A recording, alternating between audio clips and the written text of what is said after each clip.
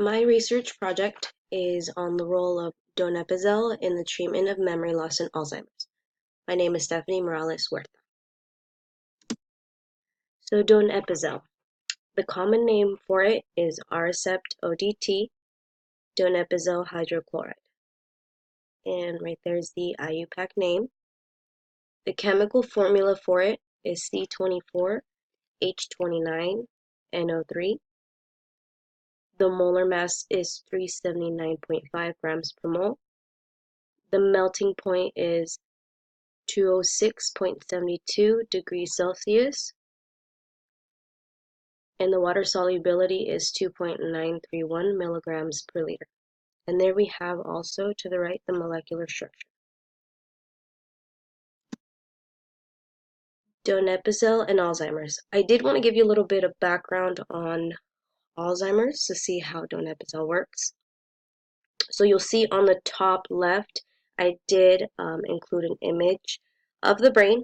As you can see, the lit up part shows how it sends signals throughout the brain, which then leads to the body. Alzheimer's is an irreversible brain disorder. It is when an individual's dementia symptoms continue to get worse over time. Eventually, neurons lose their ability to communicate. As the neurons in the brain die, the brain begins to shrink. So you'll see on your lower left, there is an image of a scan, and it shows 3 different brains: normal, mild cognitive impairment, and Alzheimer's disease. So as you can see, the one with Alzheimer's disease, the brain tissue has shrunk significantly. Most common symptoms are confusion and memory loss. It can also affect the way one may think and sometimes even behavior. There is no current cure for Alzheimer's, but there are different types of treatments, such as donepezil. What is donepezil? Donepezil is an oral acetylcholinesterase inhibitor.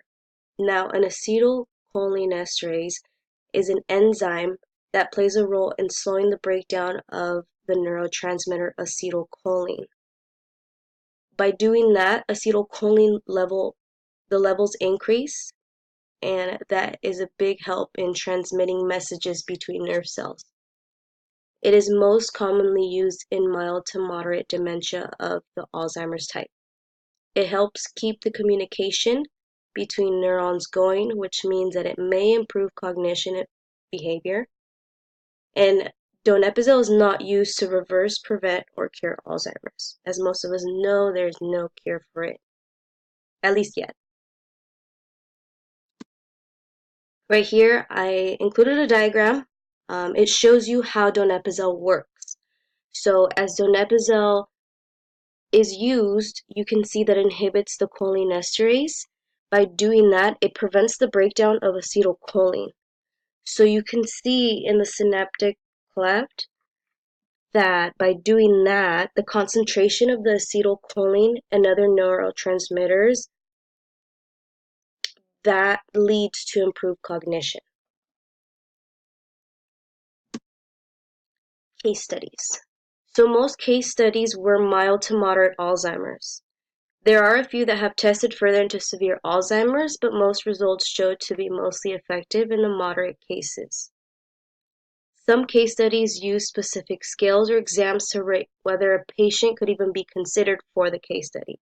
So some exams, for example, were the CDR, which is a clinical dementia rating, the Hachinsky ischemia scale, the mini mental state examination, just to list a few. Patients would be denied if a decline in memory could possibly be affected by psychiatric or neurological disorder.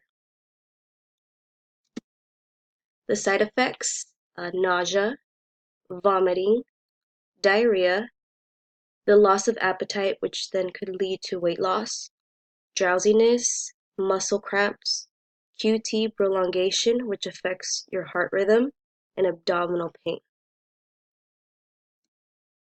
And then here is a cool little chart that I saw online. It kind of sums everything up that was included in the presentation. So the drug is used in the palliative treatment of Alzheimer's.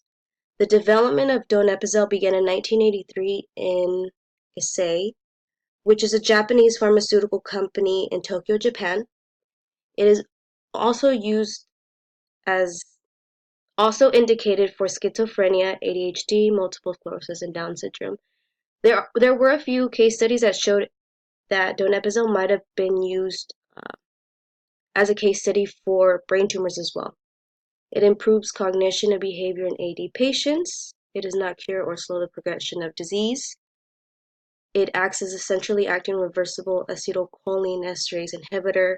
The side effects, of course, like listed before, it was approved by the FDA in 2006. And of course, like any other med, you got to use it with caution in cardiovascular and pulmonary disease, and it may cross-react with other drugs one may use. And here